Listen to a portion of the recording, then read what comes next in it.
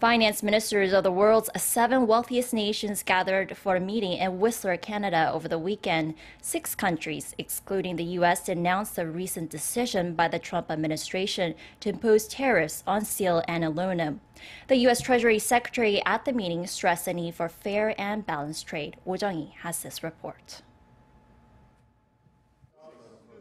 Countries of the G7 minus the U.S. have criticized Washington over its recent decision to impose tariffs on steel and aluminum.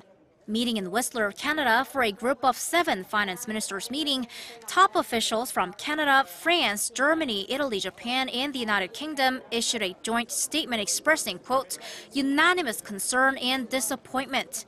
And they asked the U.S. Treasury Secretary to convey that to President Trump.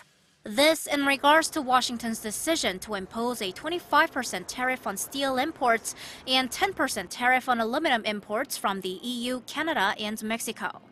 The Americans have decided to, in our mind, take an action that's not at all constructive. It's actually destructive to our ability to get things done around tariffs on steel and aluminum.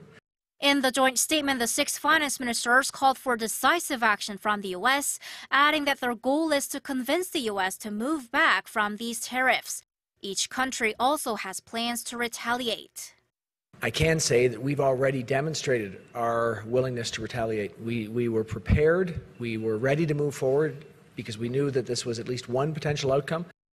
U.S. Treasury Secretary Steven Mnuchin, who was the prime target of criticism at the meeting, held a separate press conference and said the U.S. wants to ensure fair and balanced trade.